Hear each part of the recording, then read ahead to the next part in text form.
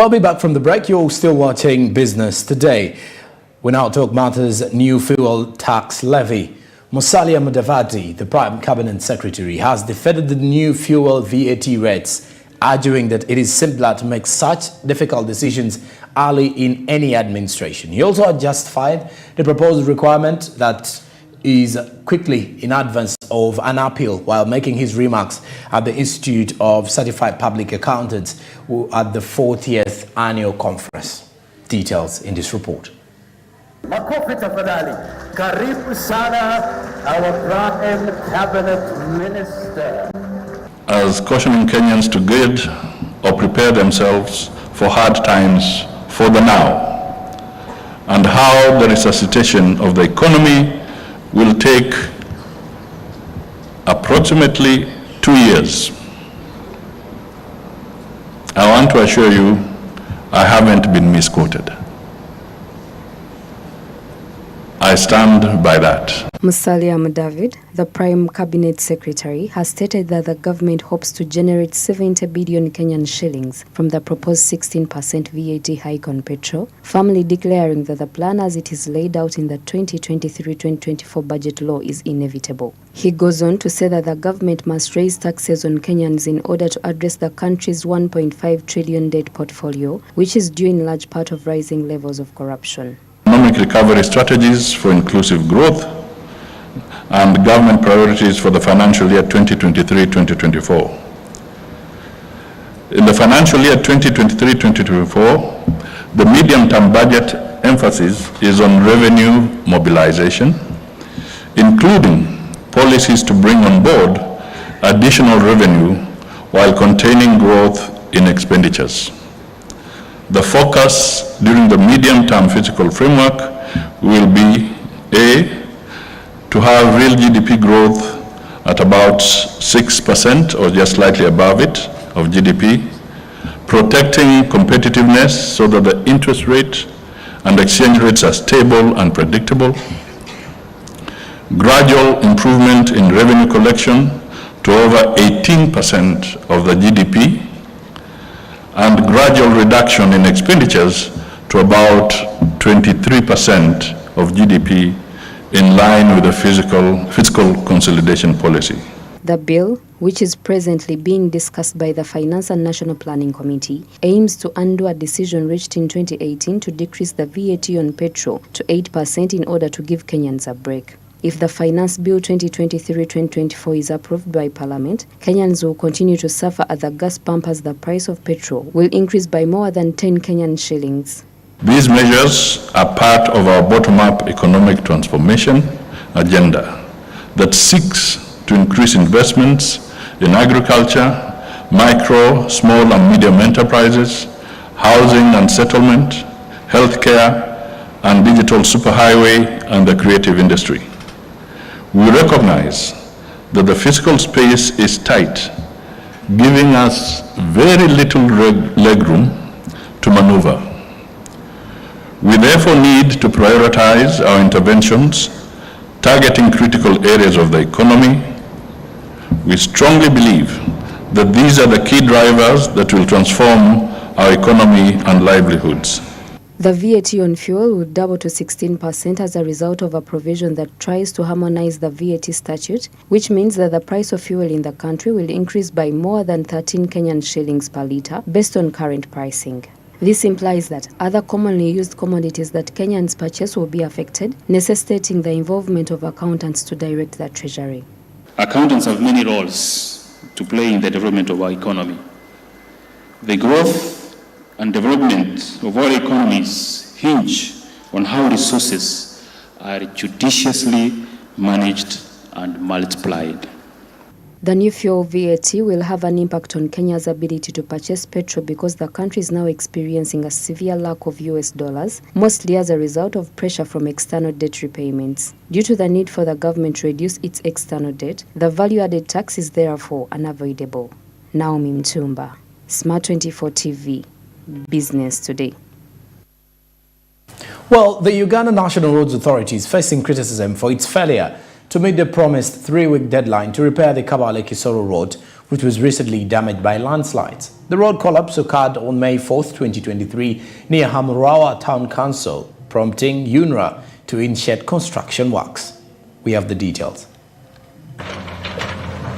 Alison Navenawe, the UNRA Kabale station manager, had initially projected 3-week turnaround for Kabale road repairs, but she ultimately decided to restrict the route to traffic to facilitate effective construction. However, Musa Ichweru, the state minister for works, gave UNRA the order to reopen the route for necessary traffic, adding to the delay. Technical failure prevented efficient emergency work, which resulted in minimal repair progress and extension of the original date. Alan Sempeba, the UNRA spokesperson, confirmed in a phone interview that their equipment had indeed broken down, but assured that repairs had been made and work had resumed. However, Sempeba did not provide a specific timeline for when the road would be fully functional again. Well, just yesterday, I received pictures where our team were there, and the two we had the equipment there, not just one equipment. Mechanical issues we had with the excavator, I knew. When they returned on site, they gave me an update that they're back on site. And for us, these are, construction be a straight up activity, There's going to be a delay in something. You remember the other day when they had some showers in the day. That as well also affects progress. But the point is we are spirited at working. I think that for us the will to work is there. We have not abandoned. When we had challenges with our equipment, we rectified the challenges and brought it back on site. Stephen Kasabia, the Rwanda district's chairperson, emphasized that the ongoing works must include an efficient drainage system strategy to ensure their effectiveness. This road, right off from Kahala to Kisoro, the drainage system of this road is very poor. There is no drainage. The maintenance is not there. Because, where you have seen, where is the passage for water? The drainage system was not properly constructed. That's what, when they are working on maintaining this road, they must think about the drainage system of this road up to Kisoro. Road users and residents expressed concerns to UNRA, urging them to effectively repair the road since it is located in a wetland area, posing risks of future destruction. My prayer, it is to give us good work that we always see maybe somewhere. When they were constructing that road, they never considered it as a wetland, which required to reinforce the nature of the soils. And also, because of the nature either of the contract and the awarded contract, the kind of roads which they construct here. The Kigezi sub-region in Uganda was severely impacted by recent landslides and floods caused by the heavy rains at the beginning of this month. The disaster resulted in a loss of 23 lives, rendered most roads impassable, and caused significant property damage. Norbert Nyamahachi, Masi Katsime, Smart 24 TV, Business Today. All right, now as we move on, amidst the alarming figures revealing a staggering annual loss of 5.6% of the GDP due to undernutrition and hunger, members of the Parliamentary Alliance on Food and Nutrition Security have joined stakeholders from World Vision, USAID, Save the Children and others to identify possible solutions to this tragedy. Martha Nimsima reports. According to World Bank, low access to essential goods, high food insecurity, with slightly improved conditions among the poorest has increased hunger to up to 60%. Through a comprehensive approach that encompasses research, policy advocacy, and program implementation, this collective aims to tackle the multifaceted nature of food insecurity. We urge government to enhance its investments in water for production, provision of quality planting materials, increase on regional food stores and silos, national rollout of tractor scheme, revival of school farming, and review the existing policies and laws on food and nutrition security. We encourage compulsory breastfeeding among lactating mothers for at least 6 months and establishment of breastfeeding corners by other partners. Farmers should grow high-yield crops, practice extensive farming instead of subsistence. Prioritizing the enactment of a comprehensive food and nutrition bill will lead to commitment and promotion of the well-being and health of citizens. Such legislations will serve as a catalyst for sustainable development, poverty reduction, and improved overall human capital. It will also facilitate the achievement of internationally agreed upon goals, such as the United Nations Sustainable Development Goals related to zero hunger, good health and well-being, and reduce inequalities. Wherever we have the dry season, we cry of no food, we cry of hunger. Where is the problem? That's why we are introducing once again the Food and Nutrition Bill. There are some issues that need to be revised. We need to talk about irrigation in the country. There is no way we can continue doing farming in the same way it was years and in the 80s or in the early 60s. If the land has gone down, we want to stand again. We want to see a revision in the River Nile agreements in this country. The socio-economic implications of a food and nutrition emergency are equally concerning. Food insecurity will exacerbate poverty, hinder economic growth, and perpetuate a cycle of vulnerability and dependence. The strain of healthcare systems will escalate, diverting resources from other essential areas and compromising the overall well-being of the population. With only 7 years left to meet the Sustainable Development Goal 2 on zero hunger and combating malnutrition, the country is grappling with climate change impact and high levels of consumption of unhealthy diets. The most vulnerable children are set to fall even further behind in terms of growth and development milestones. Unless we take immediate action, we will see many more children die from preventable causes, and children and adults in the most vulnerable communities will face a food and nutrition emergency. Various interventions have been put in place to improve nutrition and food security through training over 4,538 village health teams and 121 healthcare groups. This has led to improved service delivery, hence addressing the root causes of food insecurity that requires attention to issues such as climate change adaptations, land tenure, and rural development.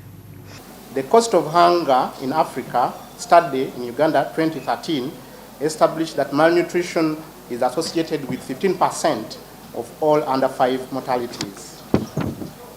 And $1 invested in nutrition gives a rate of return of $16. Our contribution as World Vision, we have supported development and functionality of community health structures to prevent and manage malnutrition. We have trained 4,538 village health teams and 121 care groups that continue to implement models that cause positive behaviors for nutrition and health. Uganda will join the rest of the world in celebrating the World Nutrition Day on 28th of May with the theme Fuel for the Future. It has collectively recognized the transformative power of nutrition. By prioritizing investments in nutrition today, Uganda is paving the way for a healthier, more resilient, and prosperous future for its people, ultimately fueling progress on both individual and national levels. Martha Nimsima, Smart 24 TV, Business Today. And now we talk about his film financing. The remarkable expansion of the Ugandan film industry and its favorable effects on the larger African film industry are examples of the effectiveness of growth and learning. The economic potential of the film industry is poised to skyrocket as filmmakers in Uganda and around Africa continue to hone their art, collaborate on a global scale, and convey true tales. We have more in this report. The film industry in Uganda has experienced a remarkable surge in recent years, with a steady increase in production quality, international recognition, and revenue generation. According to Uganda Communications Commission, the country's film sector contributed $20 million to the national economy in the past year alone. To continue growing the industry, Uganda Communications Commission, together with MultiChoice Uganda, have embarked on a journey of training filmmakers on how to increase revenue on the global market. The last 10 years that we have seen is that we have done a lot of capacity building, which has improved our quality of local content. So the local films are actually really doing well now in terms of quality. But we have also observed that they have not started getting as they should in terms of monetization.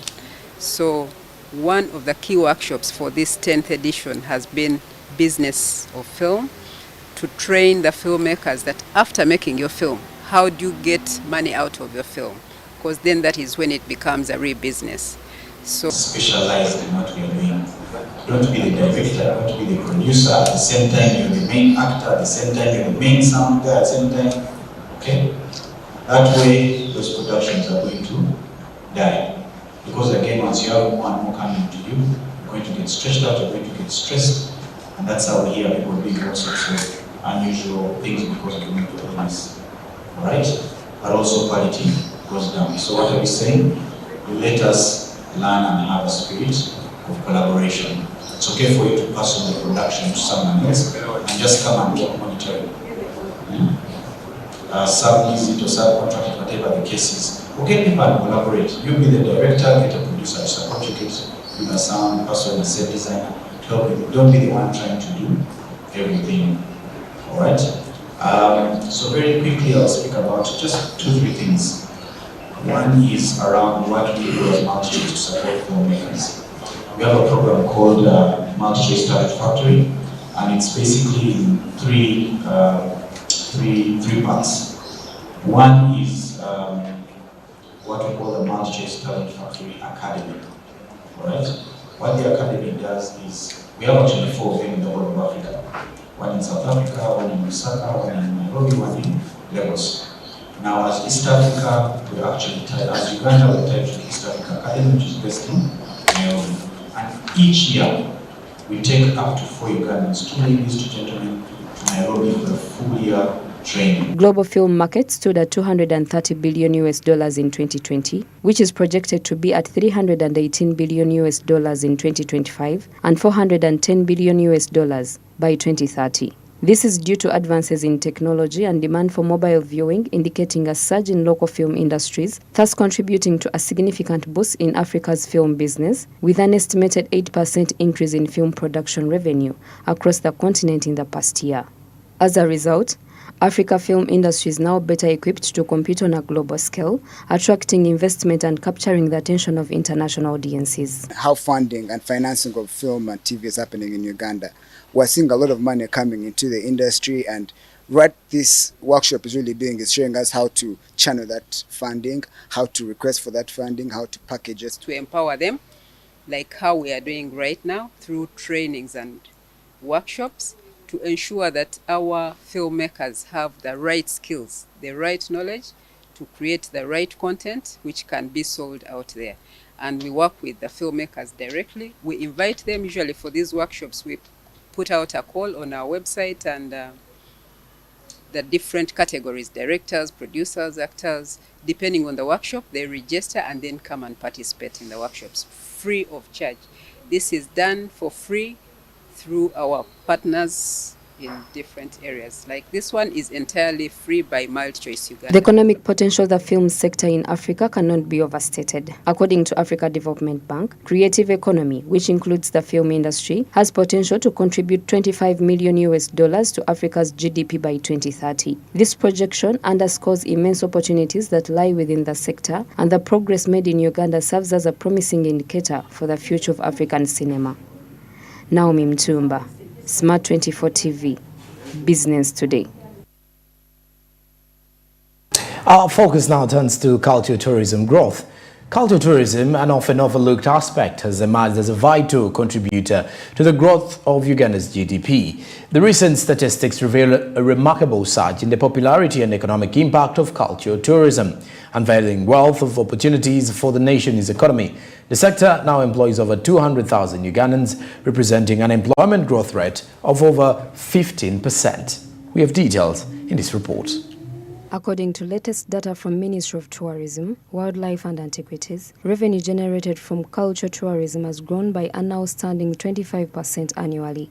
In 2022 alone, the sector accounted for a staggering $1.2 billion, making it one of the fastest growing segments in the country's tourism industry.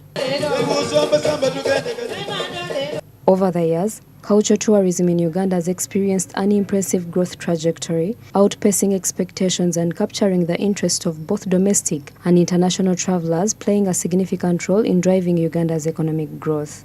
In 2022, it contributed a staggering 9% to the country's GDP, marking an increase of 2% from 2021. This upward trend is indicative of the sector's expanding influence on the overall economy. according to the European Union delegation in Uganda, indicated as they are working on boosting Uganda's tourism industry through revamping museums. So far, they have started with a railway museum in Jinja. One example is the Railway Museum in Jinja. And we think that cultural heritage is important for any country. It creates a sort of an identity and a cohesion that is important for the development of the country. So we do, for sure, that the European Union is supporting many development projects like infrastructure, roads and things. But we also think that these sort of intangible things like cultural heritage is important for Uganda when it now, as it develops on its developmental path. First, we have been supporting the first ever railway museum in Jinja. The Railway Museum traces back the history of railway in East Africa and Uganda, and the contribution the railway has had to the country's development, to its economy, to its history. It's seen as part of cultural heritage, of course a remembrance of the past, but also a legacy for the future generations to understand the history of the country. The number of international tourists visiting Uganda for cultural experiences have witnessed a remarkable surge. In the last 3 years, international arrivals for cultural tourism grew by an astounding 30%, with over 800,000 visitors. These figures highlight the increasing appeal of Uganda's rich cultural heritage to global travelers, yet Ugandans are still lagging behind, which calls for more involvement to boost the sector. Set out to think how best can we promote heritage in Uganda. As we were doing our research, we established that there were some few people who were selflessly contributing to the safeguarding of cultural heritage, but they were not being recognized. We've heard about international awards and recognition, but what about our own? What about in Uganda? What if we recognized our own? We need to tell people that Uganda is the pearl of Africa, that Uganda is a country full of nature. Uganda is a country that has the most friendly people in the whole world, a country with diverse cultures, a country where 51, the biggest number of mountain gorillas, comes from, the country where the only Baha'i temple, I believe you guys know why we have the only Baha'i temple on the African continent, here in Uganda. There was a system. We need to understand why we are the source of the longest river in the whole world.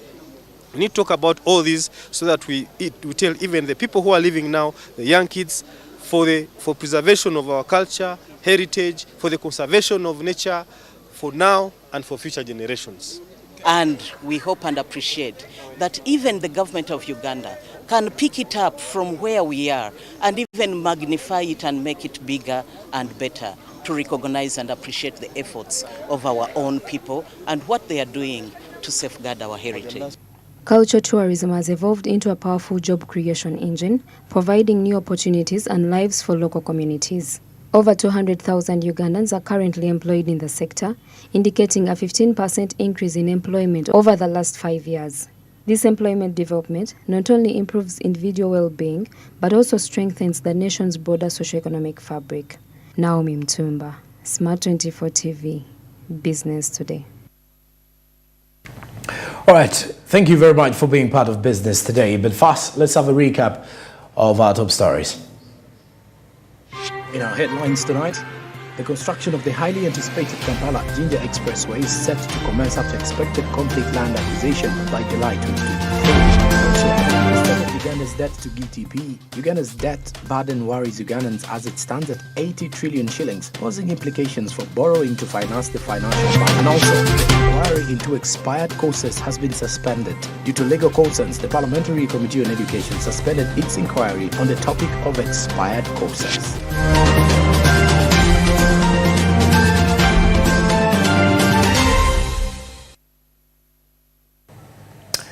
All right, and Business Today does come to an end. Joram, Ssonko, Winnie Boyinza Nakauchi on for the sign language interpretation. From the entire newsroom, production and editorial at Plot 42 Nile Avenue, we do wish you all the best for the weekend. Till Monday, good evening.